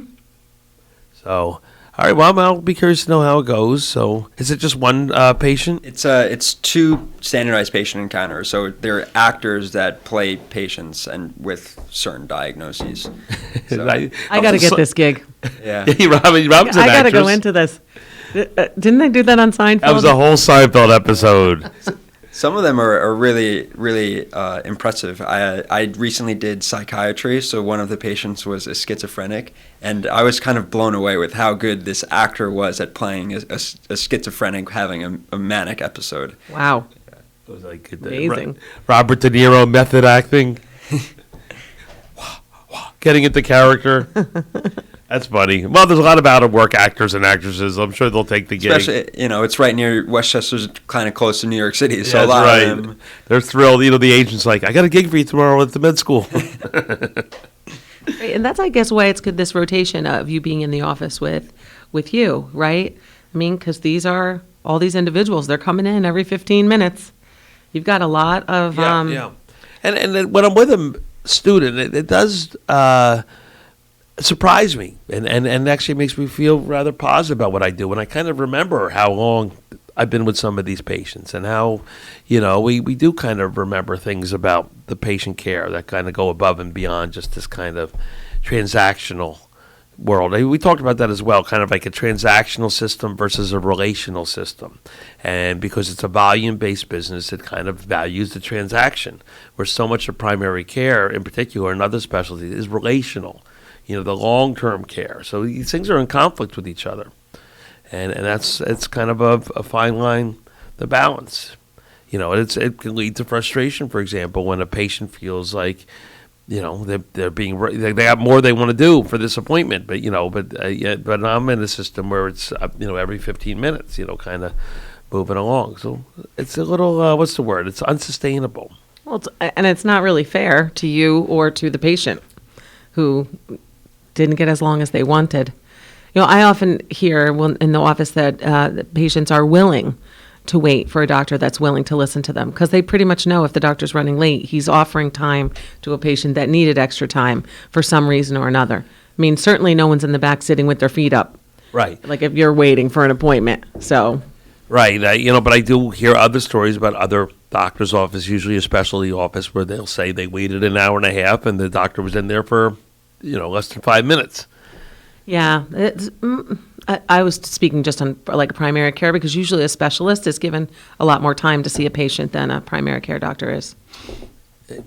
They're offered half-an-hour appointments or hour-long appointments when... Well, again, that's complicated too. It depends on the type of field, right? If it's a cognitive field like rheumatology or endocrinology, but if it's kind of a more procedural field like orthopedics, the visit won't be long. It's really for one, you're here because your elbow hurts.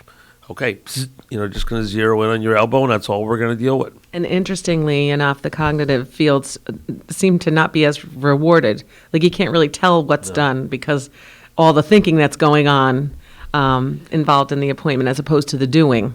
Specialists like endocrinology and rheumatology and nephrology, they financially, what they make is not much different than like a general internist or family Can you practitioner. just explain what each of those specialties does? Sure.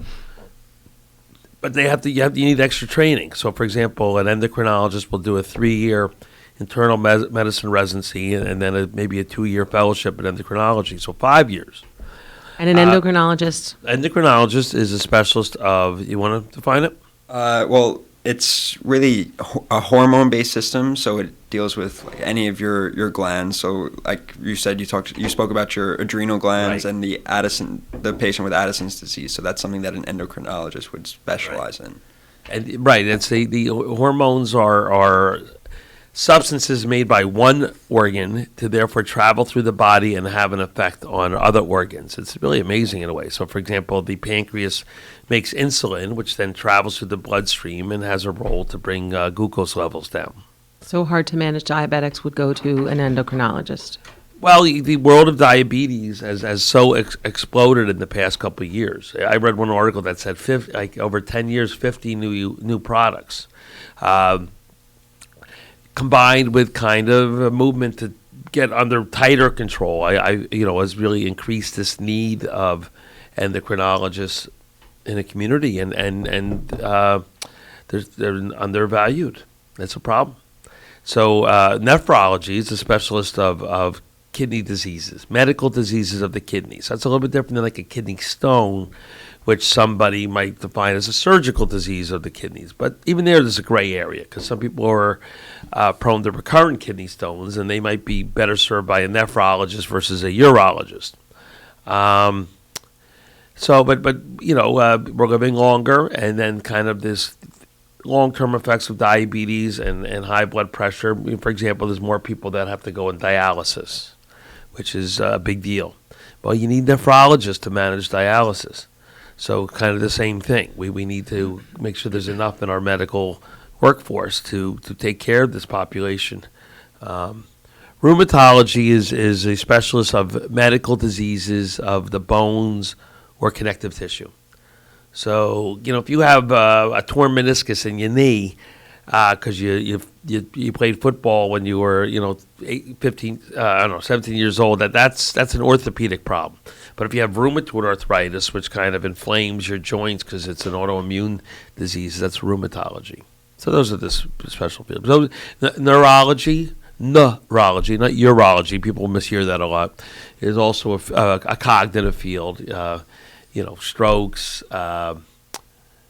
migraines, neuropathy, headache, disease like multiple sclerosis. Dementia. There's a lot of very common things that we need neurologists for. So they also. So anyway, so I was going to ask Chris a question there. Well, it's not really a question, but it's a observation.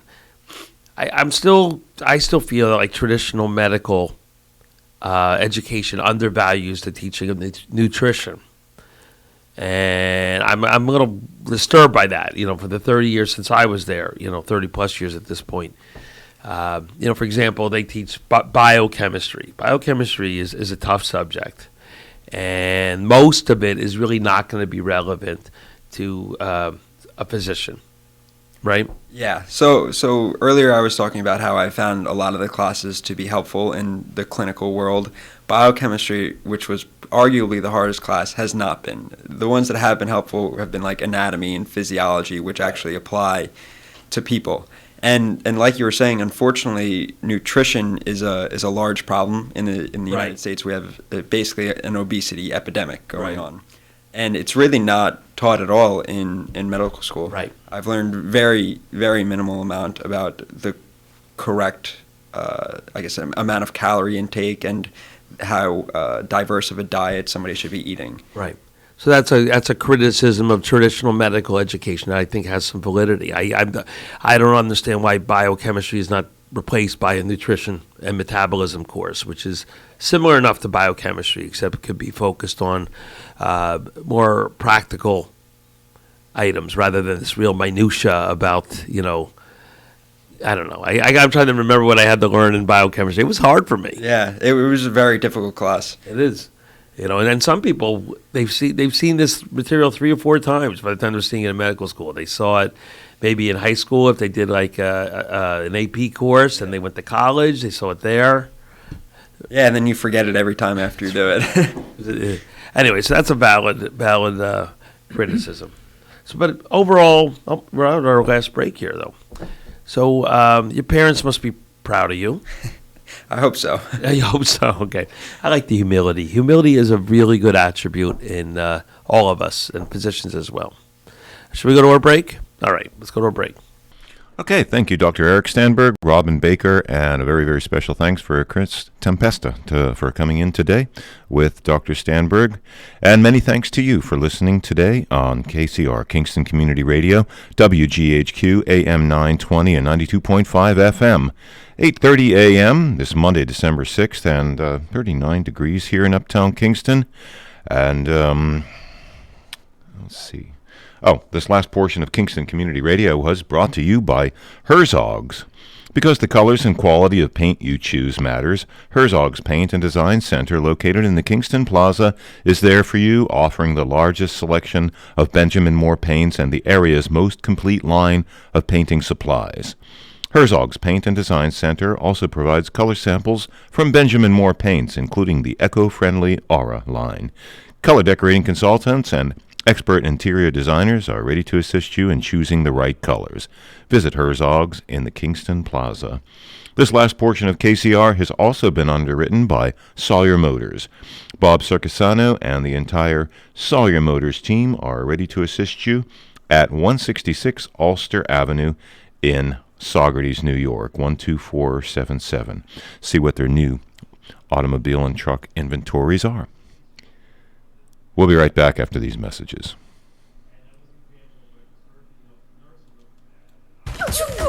You got me! The galaxy is safe once again. Sometimes kids play with pretend guns. It's up to us to make sure they don't play with real ones. Keep yours stored locked and unloaded. Learn more at endfamilyfire.org. Brought to you by End Family Fire, Brady, and the Ad Council. No word in the English language is less convincing than probably. Are you sure we should get matching tattoos on our first date? Sure. We'll probably stay together. Probably? It's been 23 minutes since I ate. I can probably swim. You should wait 30 minutes. Okay, now tell me what to do. Cannonball! Cramp! Oh, I have a cramp. I can probably hit the green from here. Probably. Can I get a mulligan? Ready to go? Hey, are you sure you're okay to drive? Yeah, I'm pretty sober. Yeah, I'm probably okay. Probably okay isn't okay, especially when it comes to drinking and driving. If you're drinking, call a cab, a car, or a friend. Buzzed driving is drunk driving. A message brought to you by NHTSA and the Ad Council. Hi, this is Diane Eastwick from Athens, New York, and I support Kingston Community Radio, and so should you.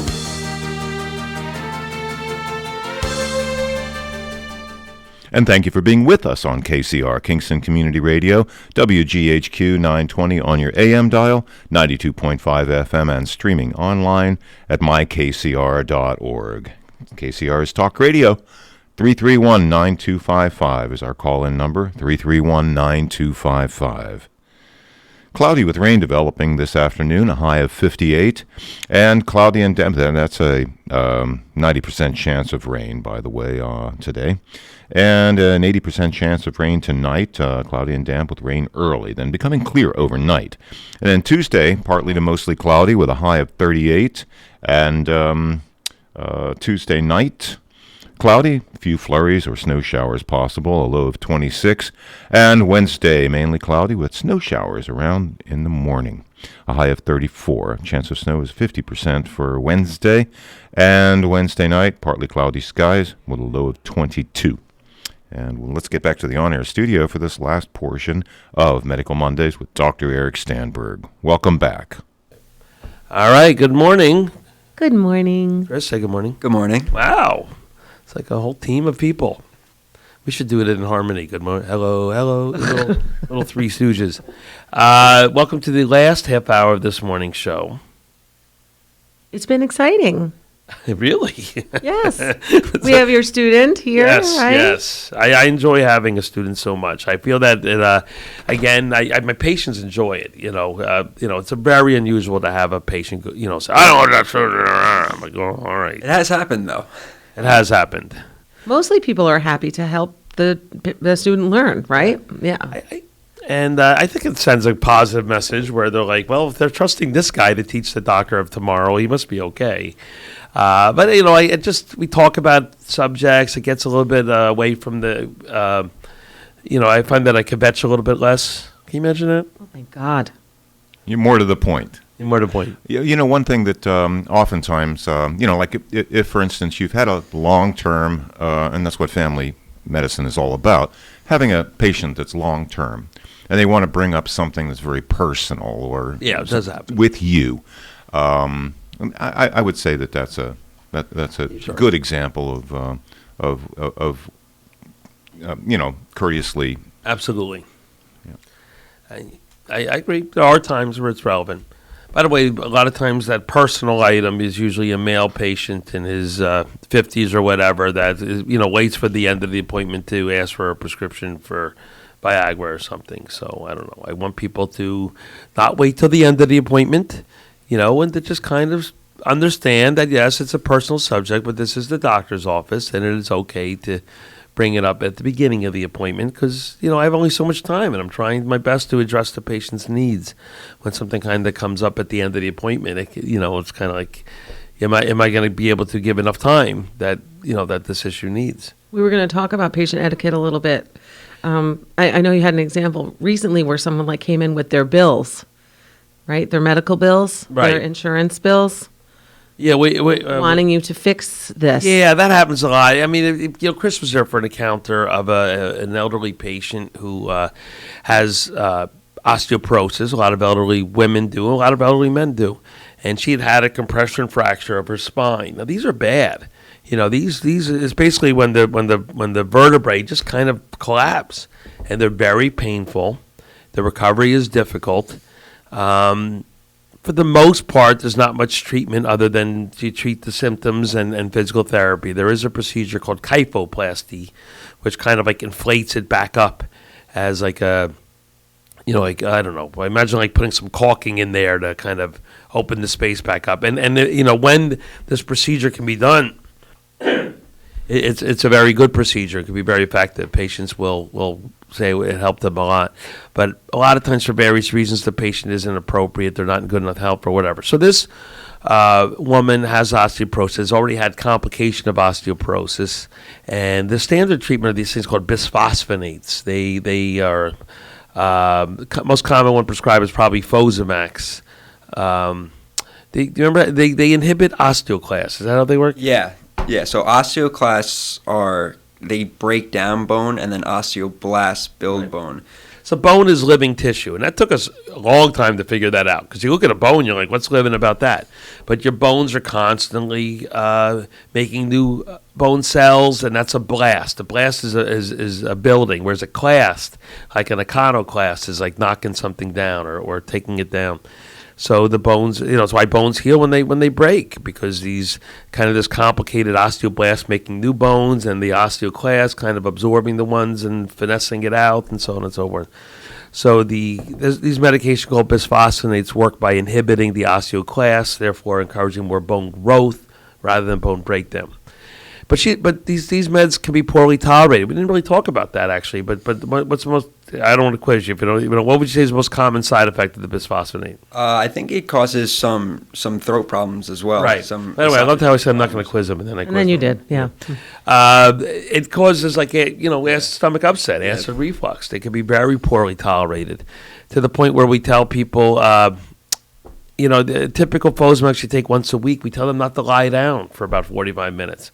so they'll tolerate it better. So this woman doesn't tolerate these meds. They upset her stomach too much. And so we had her on Prolia. Prolia is a much fancier treatment. It's a shot that's done every 6 months. It's an antibody, so it's phenomenally expensive. And somehow it must inhibit probably the osteoclast on an antibody level. And she was doing well in this, but she's having her insurance doesn't want to cover it, and it's very expensive. And she's starting to get some mounting bills, and she doesn't really know what to do. She kind of hands it to me, and I don't know what to do either, to be honest with you. I mean, I feel like in my note, could not be clearer that this is the right treatment and an appropriate treatment. She even wrote a letter to one of the doctors on the HMO, by name. Most of these letters are not signed, but every now and then you'll have a name, Dr. So-and-so, MD, and by the way, I have a list of villains in my head and in my book, and these guys are pretty high on the list. The doctors that kind of lend credibility to some of these decisions, because if there were not doctors willing to sign them blood and give their souls away, there really would be no credibility to insurance company decisions. They get paid rather handsomely. They don't really take care of patients anymore, and they're also hidden. It's very hard to get access to them in a direct way. A lot of times, as I said, the letters of denial aren't even signed. In this case, there was someone's name, so she wrote a nice letter to this guy. We'll see how. Maybe that will help. I don't know. Maybe he'll be touched on a personal level by an elderly person who is confused about how to get her treatment covered. I find this to be a huge conundrum where we look to doctors all the time to say whether or not we are fit to drive, whether we are, how much do you have to sign off? Like a person can't even go back to work after they've called in sick unless you say that they were sick. And they're taking your word for it because you're the physician.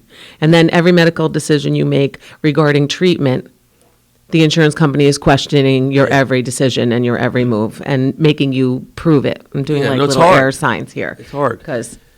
And, it's called a prior authorization. In a way, my prescription is the authorization. This is a authorizing of my authorization. Now, look, sometimes there's something obvious, okay? For example, I said there's 50 new diabetic meds, and there's a lot that do the same thing, like Invokana and Steglatro. Those are names of diabetic meds that do the same thing. So if I prescribe Invokana, but they cover Steglatro, fine by me. I wanted that to be fixed in an easy way, But if they sit there and go, we don't cover any of the meds of that class, or sometimes they'll cover it, but they don't cover it. They cover it in a way that's like financially prohibitive. So they just so they might as well not be covering it at all. It's kind of a roundabout way of not covering something. Yeah, we cover it, but you got to pay 80% of the cost, which is $400 a month. Who has that? Yeah. And you know what? Even people who have it don't want to spend. Right. Well, that gets us into another area that is a big topic that we won't go into today. Okay, we'll table it for. Well, even people who have money don't want to spend the money on that, and why is that? Yeah. That is a big topic. Let's visit for the remaining time COVID, because So let me go get this article opened up. So the variant is here in New York, and if it has not yet been diagnosed or identified in Ulster County, it will be. It's kind of like the Delta variant, when people came by and said, "Hey, is this? Do I have the Delta variant?" The answer is, yeah, you probably do. But routinely we don't test for that. It's done on the state level. So basically, the director of health in our county, Dr. Carol Smith, Ulster County Health Commissioner. This comes from Hudson Valley One, which is a news source for Ulster County and other parts of the county. So Ulster County Health Commissioner Dr. Carol Smith, by the way, dated December 5th, so that's Saturday, right? No, yesterday. Issued a public health advisory strongly recommending that all residents wear masks in public spaces, regardless of vaccination status. Additionally, it calls on employers in Ulster County to require employees to wear masks when indoors. In August, Ulster County Executive Pat Ryan signed an order requiring all county employees and members of the public to wear masks inside county facilities. And I've been there. Although I think when I went to Ulster County Court Building, they asked me to either provide proof of immunization or I think that was before August. I need Anyway, so this is kind of new. Dr. Froud talked about this. Yes, in what? his book when we had, he's a local infectious disease doctor who has written a book. We should give Chris a copy of the book. It's a good book. It's called Plagued. And amazingly enough, can you believe this guy wrote a book called Plagued? He's been working on the book for 4 years. So his writing the book predates, COVID, but he's almost one of these guys, and they're out there who predicted this. So it was just a matter of time before something like this happened. So when we had him on the show, he said the variants, like the virus, has this like mind of its own, and then the virus doesn't want to go away, so that's why it mutates. But usually, almost always, it mutates in a way that it's not gonna die. Right. Like it doesn't want to kill everybody. Right. It wants to keep going, So- which is like so creepy and science fiction, which is kind of scary. But It's interesting in a way because viruses, certainly they're not sentient organisms. They don't have a brain, but there's kind of a basic principle of biology, which is a species has some sort of innate need to propagate itself, or what's the point otherwise? I think of you ever go to Shaker Village in Hancock, New York? I have no idea what you're about to say. Supposedly they swore to celibacy. That was part of their religion. And then they just died off. So now it's just a tourist attraction. They were able for a while to recruit people, come join us, and then eventually they died off. So the point is that, we all have an innate desire somewhere in our genetic code to reproduce. And someone like Dr. Froud and a couple other infectious disease specialists, I saw one interviewed on CNN, kind of said the same thing applies to viruses. So if a virus is so virulent, which means bad, it's going to kill its hosts and then not replicate.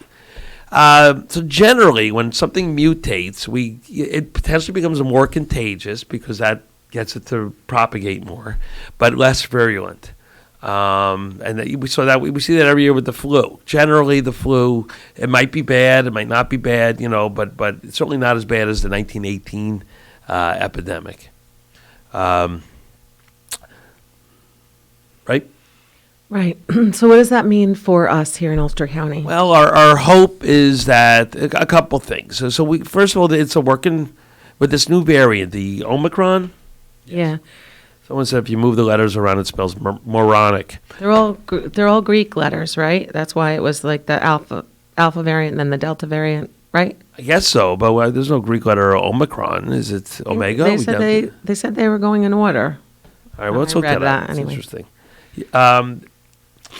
It seems to be more contagious, not really a good thing, but potentially less virulent, which is a good thing. And the vaccine seems to, it's not perfect, offer some protection. So one of the take-home messages is to consider getting vaccinated. Please get vaccinated if you've not been vaccinated yet. And it's a tough concept to explain to lay people, but if somehow we could turn back the clock 6 months and had 85% of our population vaccinated, that might be enough to even prevent the mutation from happening. And that's something that I want people to try to understand. Chris heard a couple patients of mine last week, turn down getting vaccinated, and it's just so frustrating. One guy even said his brother passed away from COVID, and he still didn't want the shot. But weird. Do you have the shot in your office? No. And by the way, you should get boosted. Did you get a booster yet? I have not. I have it scheduled though. You do, good. And you're going to get yours. I had mine. I was sore for about a day. Other than that, I didn't have major side effects. So that's what Carol Smith and Pat Ryan in the article from Hudson Valley One were both saying that people who have not been vaccinated should get vaccinated, and people who have not been boosted should get boosted. and that people really need to consider wearing masks in public spaces. So, yeah, we don't want to go backwards. No, we don't want to go backwards, and it's concerning. I don't know. I was going to say something else, but I forget. It's a big topic. It is a big topic. I just wish people would really get vaccinated. Oh, I had one patient, and it was a nice patient. So, and he's a good patient, a loyal patient. But he was saying how it got all political. And I said to him, it's not political. I'm your doctor. I'm telling you to get the shot. What's political about that? It's no politics. I don't know. That frustrated me. Right. I want to keep your A1C low. I want to keep your high blood pressure down. And I for don't want colon you to cancer. die from COVID. Right. So it's not political. I guess there's enough people on the, in the press or whatever, and you can read articles, but I think they're making it political. I'm not by recommending it. It's just not political. I think that's a very frustrating concern. I wish we were done with this. Yeah, but we're not. No.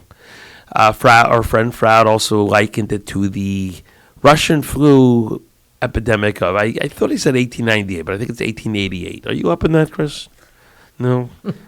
You really... I've never even heard of that. No, well, he said that you're able to kind of trace back and identify it. I don't know how they do this either, but as a SARS virus. So they called it a flu epidemic, but it wasn't. It wasn't the flu virus. It was the SARS virus. And it took a couple laps, 2, 3, 4 years before it kind of petered out. And it peters out for a couple of reasons. One is immunity keeps growing. And the other one is, the mutations become a little less virulent. Unfortunately, the world that existed in 1888 was a lot less mobile than the world in 2021. So we're flying it all over the world. Flying it, and there's more people.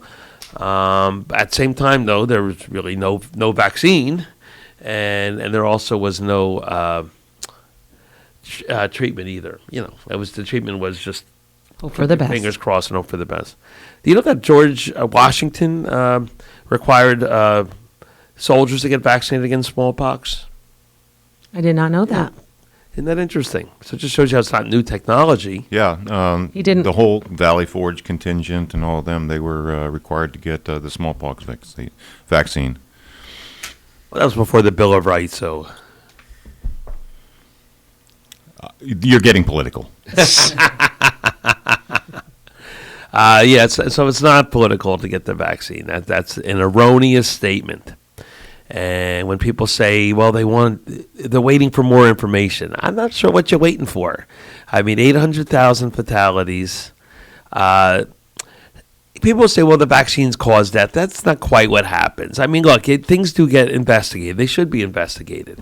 But if someone gets a vaccine and the next day they have a fatal heart attack, all right, maybe they'll kind of put it in a data bank or whatever. But that, people have fatal heart attacks all day long. But I do try to understand patients' anxieties and fears. I just think up to a point, though, you have to let common sense take over. Some patients also just take one-off stories of, okay, anecdotes. I had 3 friends. 2 of them weren't vaccinated. They got COVID, and it wasn't that, and they only had like a headache and a slight fever. And the one friend that actually was vaccinated was almost hospitalized. Well, I mean, that kind of contradicts all of the extensive research that's performed by people that are a lot smarter than me. Right. Generally, at least my observation over in the hospital I work at, about 80% of the admitted patients are not vaccinated, and the ones who are elderly, which you remember they got the shots first, so maybe the effectiveness wears off. We have a caller. Is this going to be an argument? All right, good morning, caller. An argument. I've been vaccinated and I've been boosted and everything else. I don't think we've heard your voice in a couple of weeks. How high have the caseload gone up in Ulster County? I know let me see if I can had a lot more cases. I think they're up. We always wait. They don't report data over the weekend. But I think they are up trickling upward, and it's felt to be the new variant is probably the culprit. But it's also kind of a perfect storm of not enough people vaccinated, and then the Thanksgiving holiday. Thanksgiving holiday going to be followed by a Christmas holiday. People indoors more. People getting tired. People feeling exhausted by this. Mask wearing. Yep. So I'm trying to find Ulster County cases, but I can find one. I'm going to post some data in a second. Back to what Chris was saying about the patients and when they have one person they know is not vaccinated, one person is, the vaccinated person got sick, blah, blah, blah. I just, I don't want to get COVID. I don't want to get COVID so I'll have immunity towards COVID. I don't want to risk it. I mean, yes, a lot of people don't pass away. They get sick, they have a flu-like symptoms, but a lot of people do pass away. So, I don't know. It's just my feeling. I don't want to take that chance. I'd prefer to not get COVID. If I get COVID, I hope that, my vaccination has upped my immunity enough that I won't be hospitalized. I've been exposed to it 6 times. I've been fully vaccinated. Like I said, I also got the booster. I'm thankful I have a very good immune system, because one person that did come down with it had been with him for 3 days in a row, and we didn't have masks on, but I never caught it, which I'm thankful that it did not happen. I think you've called before, and you've told us that maybe your children are not vaccinated. Is that still the case? Okay, I was the person I was near had the Johnson & Johnson, but then did not get a booster, and then did come down with it. Do you have members of your family or who are not vaccinated? It was a family member that I was near. Yeah. That had a it. family And then member she was the beautician I went to also had it. I was by her Saturday, and then Sunday, Monday, and Tuesday I was with the son who had it. But who thought they had a cold, and I had said to him, it'd be tested, but didn't right away, and then wound up that he did have it. And like I said, I was with him for 3 days, and we didn't have masks on or anything, and I'm thankful I didn't get it. I didn't have any symptoms, and I did get tested to make sure that I wasn't carrying it. Okay. Well, thank you for protecting yourself, and by protecting yourself, you also protect the whole community. So I appreciate that, and try to get the message out to people who are still holding out. Yeah, I know, because I know my youngest son, he had it earlier in the year, and he never got vaccinated, and he won't get vaccinated either. Well, that's an interesting topic, and I don't want people to misunderstand me, but there was a good study out of Israel that did show that immunity, once you have it, probably lasts longer than maybe we thought. Okay, but I don't want people to hear that and say, therefore, I'd rather not get the vaccine and allow myself to get COVID. I think that is absolutely the wrong conclusion. But does this mean maybe... And my youngest son, when he got 2, he also had gotten viral pneumonia. Right. He's lucky he got better. Yeah, I know. He did go in the hospital a couple of times because his oxygen level was low, and he had to go in for that. My other son, who just had it, the most recent one, he did go in the hospital one day, and they gave him an intravenous, with the... Right. And so that, helped him too. He's over it now. He's been over it for the last couple of weeks now, but... Scary. It is very scary, and he could have gotten the booster because he took me to get the booster. And they asked him if he wanted, and he said no because he had to work the next day and he didn't want to store on. Well, at least he sounds like he was receptive to the idea. He just made a decision of convenience. Yeah, Look, right. I'm glad they're okay. I disagree with some of their, decisions, but I'm glad they're okay. And I appreciate, Rob and I and Chris as well, appreciate you listening. We got to go, though, okay? Okay, one thing I want to ask is sometime in the future, if you could get somebody on there who treats movement disorders. I did once, but they wouldn't sit still long enough. And most of the time they talk about Parkinson's. Yeah. All right. More people have it. I do have I'm going to, you remind me to follow up on getting one of the neurologists on our show, okay? Because I have dystonia, and it's supposed to be considered rare, but I know a number of people who have it, and it's probably more very common than we comfortable to think have, it is. you know, and I know there's not much research done on it. Evelyn, we gotta go. Considered on the rare side. We got to go, Evelyn. Okay, I'll let you go, and thanks again. Okay, thank you. Okay, bye. All right, so cases in Ulster County are up about, it just says right now currently almost 900 active cases, and if you look at the graph from the New York State website or Ulster County website, you do see an uptick over the past month or so. So please be vigilant and be safe. And we'll see you next Monday. We'll see you next Monday. Robin, have a good day. Peace out. Peace out. Bye. Chris, I'll see you in a couple minutes. Yes. Get to work. Thank you, Dr. Eric Stamberg, Robin Baker, and a very special thanks to Chris Tempesta for being in with us today. And you have been listening to KCR, Kingston Community Radio, AM 920 and 92.5 FM, and streaming online at mykcr.org. This last portion of Kingston Community Radio has been brought to you by Ulster Savings Bank, many locations throughout the Mid-Hudson Valley, one near you. And we invite you to keep up with us every weekday, 7 to 9 a.m., and until tomorrow at 7 a.m. for a terrific Tuesday. We wish you every success in growing and developing Kingston and all our neighboring communities, and we now return you to Magic 92.5.